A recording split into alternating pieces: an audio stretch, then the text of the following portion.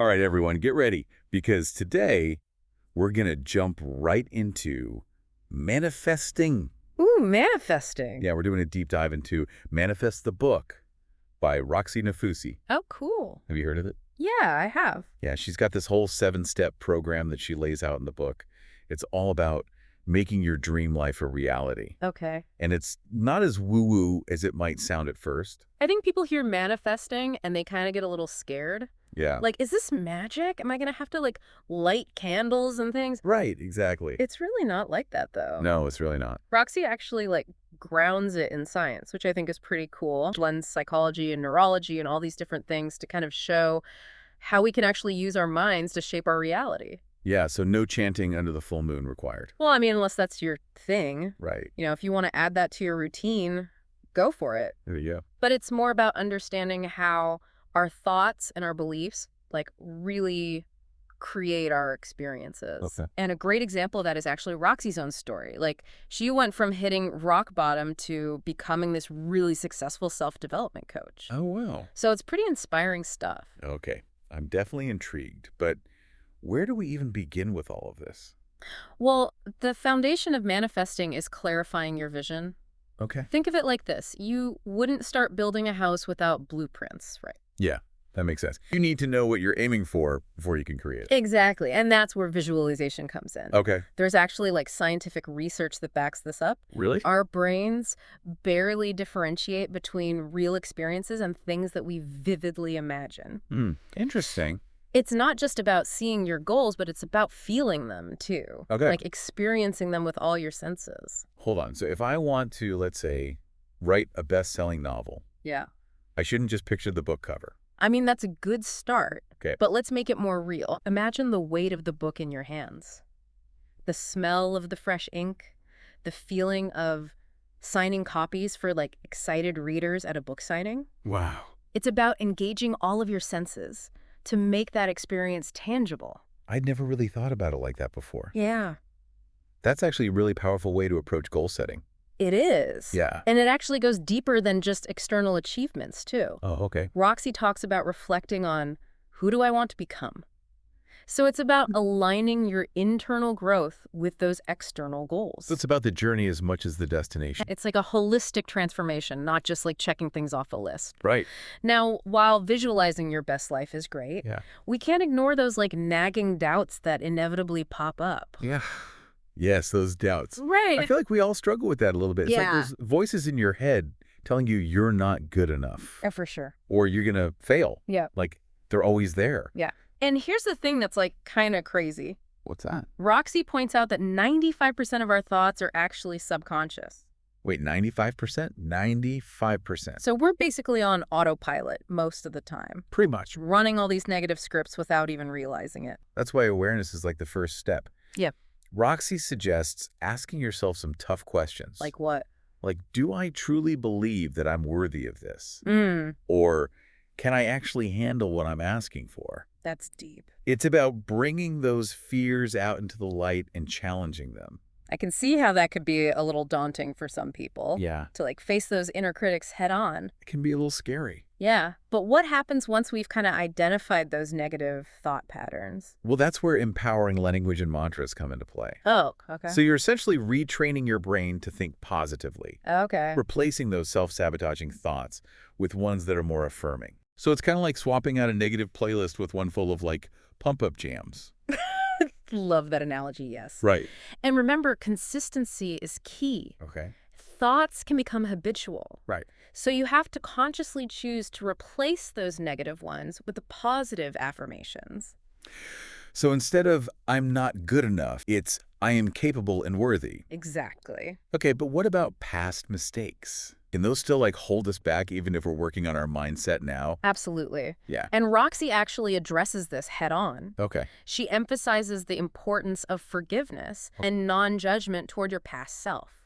You did the best you could with the knowledge and resources that you had at the time. That's such an important reminder. It is. It's about letting go of the past and, like, embracing who you are becoming. Precisely. What- Your past doesn't define your future. Yeah. It's about learning from those experiences and using that wisdom to move forward. I love that. Yeah. Clarifying our vision and working on our mindset are like essential first steps. Right? But at some point, we have to bridge the gap between thinking and doing. Okay. How do we actually take action and make those dreams a reality? Yeah, it can't all be just like daydreaming and positive affirmations. Right. So how do we start actually doing something? That brings us to step 3, aligning your behavior. Okay. And here's where we debunk a common myth. What's that? Manifesting is not about passively wishing. Okay. It's not about sticking a picture on a vision board and waiting for a miracle. Right. So it's not like ordering a pizza and expecting it to show up without lifting a finger. Not quite. Yeah. It requires action and effort Okay. and aligning your behavior with your goals. What does it look like in practice? Roxie calls this acting as if. Acting as if. Behaving as if you've already achieved what you desire. Okay, I'm curious. How does that work? Let's go back to your best-selling author example. Okay. What do you think a successful author does on a daily basis? I guess they probably have a writing routine. Yeah. They probably network with other writers and publishers. Yeah. And they probably engage with their audience online. Exactly. Okay. So what can you do today that aligns with those actions? So instead of waiting for inspiration to strike, Yeah.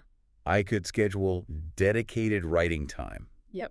Even if it's just for like 30 minutes. Perfect. I could start connecting with other writers online. Yeah. Maybe even join a writing group. Exactly. So it's about taking those small steps that align with the bigger vision. Yes. Okay. And remember, it's not always going to be easy. Right. There will be challenges and setbacks and moments of doubt. Definitely. But the key is to stay connected to your why. Your why. That deep burning desire that fuels your goals. Right. Why is this dream so important to you? Let that be your driving force. Yeah, it's so easy to get caught up in the day-to-day and lose sight of what truly matters. It is. And here's another key point from Roxie. Aligning your behavior also involves shedding people-pleasing tendencies. Yep. And letting go of any identities that no longer serve you. That's powerful. It is. It's about stepping into your authentic self Yeah. and not letting external expectations dictate your path. Exactly.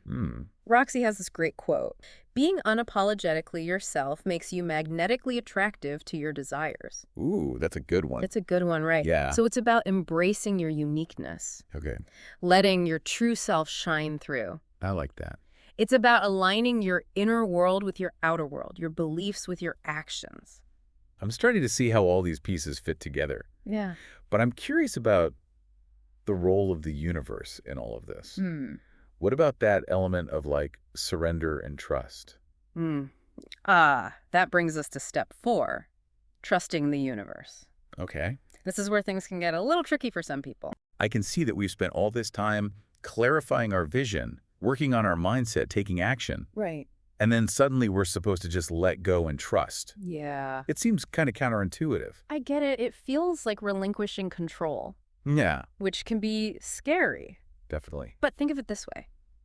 You've planted the seeds, you've nurtured them.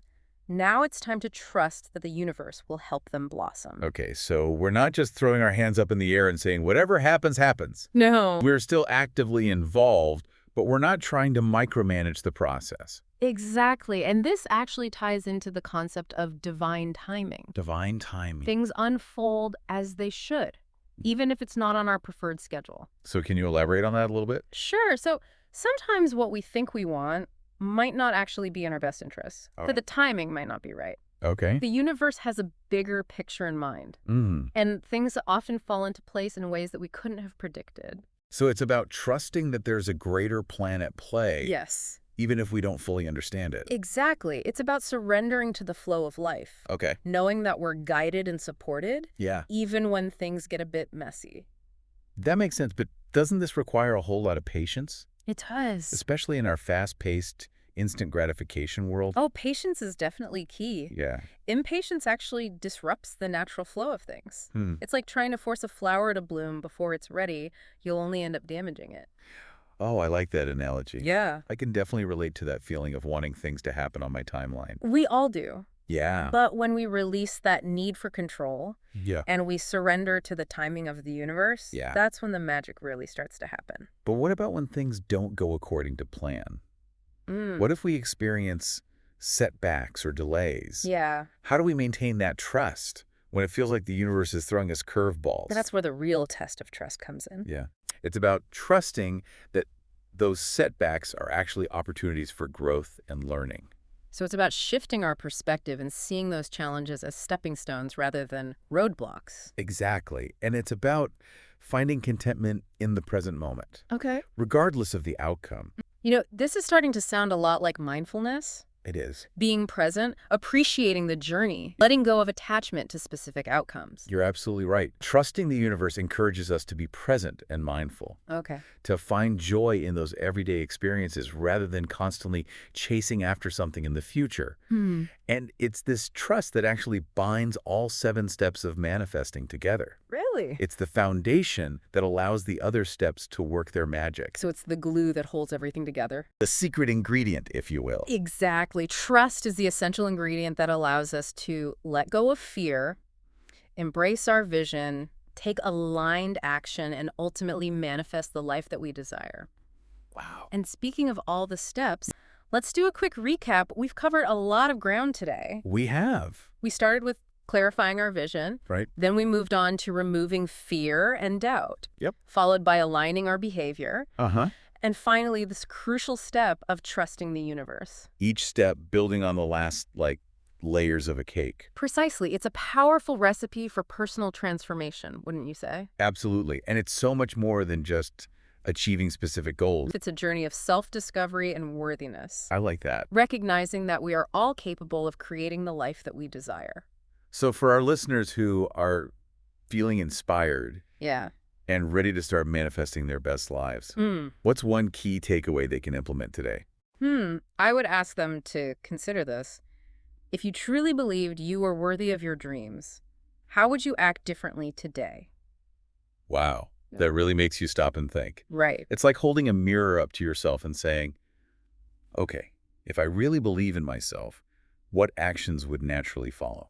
Exactly. It's about bridging that gap between our current reality and the reality that we desire. Right. If we truly believe in our worthiness, our actions are going to align with that belief. So it's not just about thinking positive thoughts, Yeah. but embodying that positivity in our everyday choices. Precisely. It's about taking those small steps, making those aligned decisions, even when we don't feel like it or when fear tries to hold us back. Yeah. It's about trusting the process and trusting ourselves. Yes. And remember, manifesting is a journey, not a destination. Right. There will be ups and downs, twists and turns along the way. Yeah, for sure. But it's in those challenges that we grow the most. It's about embracing the journey and learning from every experience. And as you continue on this path of manifesting, remember that you are not alone. There's a whole community of people who are also working towards creating their best lives. That's true. Connect with them, share your experiences, support each other. That's such a great point. We're all in this together. We are. And sometimes having that support system can make all the difference. Absolutely. So to our listeners out there, we encourage you to explore the other 3 steps in Roxie's book. Yeah, definitely. It's a truly transformative read that can help you unlock your full potential. And remember, you have the power within you to manifest your best life. It's not about magic. It's about mindset, action, and trust. So go out there, embrace your worthiness, and start creating the life of your dreams. This has been such an inspiring deep dive into manifesting. Thank you so much for sharing your insights with us today. It was my pleasure. We hope you've gained some valuable tools and perspectives on how to manifest your best life. Until next time, keep dreaming big and keep taking action.